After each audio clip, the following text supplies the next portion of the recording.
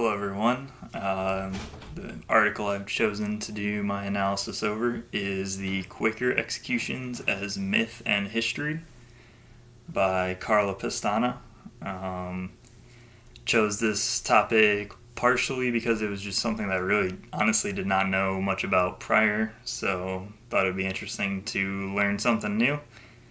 And also because it was somewhat easily tied to the Miles article, which was written by a professor at the University of Northern Iowa, which is where I did my undergrad, and I still live in the same city. So I'm not familiar with Dr. Miles at all, but it's really not that big of a school or campus, so kind of a interesting little caveat there. So the main article that I'm discussing, the Pestana article over the Quaker executions, is in regards to the execution of 4 Quakers between 1559 and 1661 for refusing to cease missionary work in Massachusetts, which was a Puritan area. Some things that Pestana points out that are relevant to this topic is that early on the Quakers were very likely to take extreme actions, and were generally really not deterred by the threat of death. So the effectiveness of these executions in their time was really not that good. It didn't deter and a lot of the early Quakers.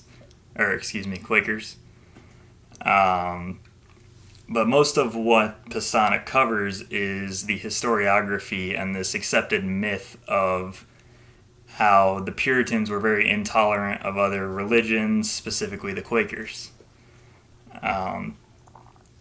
So this incident of 4 executions over the course of a few years has been utilized by the Quakers as a tool to paint themselves as victims and to paint the Puritans as oppressive and force them to, in their retelling of their story, be on the defensive, and really try to just save face as much as they can.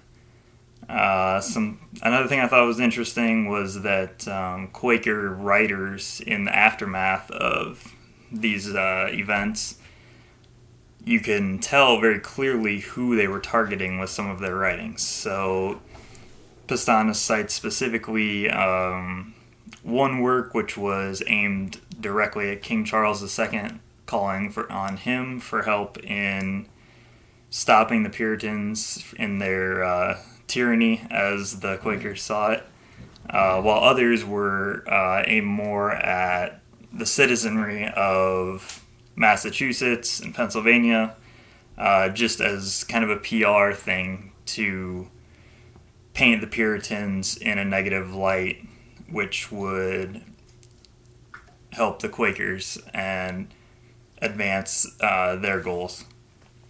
So one of the 4 people who was executed in the Quaker executions, which Pestana is addressing, is Mary Dyer. Dyer is the subject of the Miles article, From Monster to Martyr, representing Mary Dyer.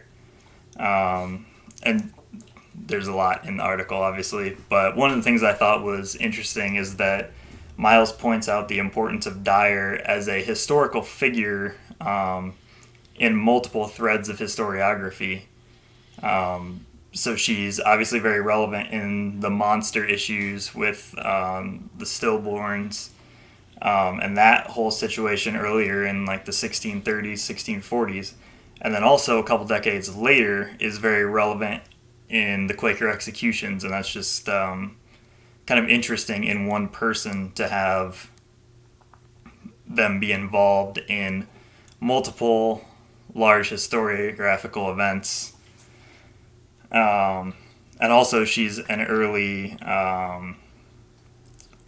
kind of women's rights figure as well. So, and along with that women's rights kind of vein, I found another work by Judith Scheffler entitled Prison Writings of Early Quaker Women, which I found really interesting because a lot of the individual research that I've done centers around Ireland in the 80s, 70s, and 80s, and the prisoners there, such as Bobby Sands, and how they utilized their writings from within prison to help their PR campaign on the outside.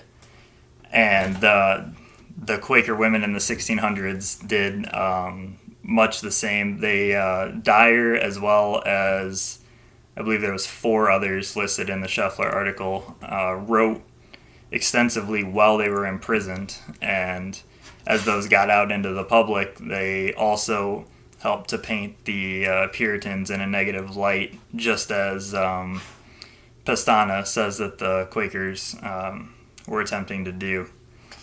So these prison writings, along with the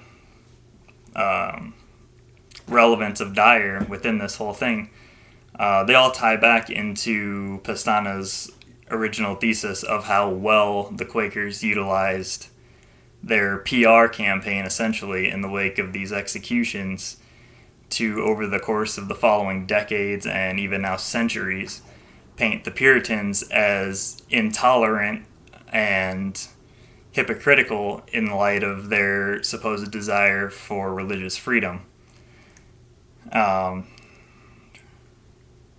And so this all just falls into that historiography which Pestana is alluding to.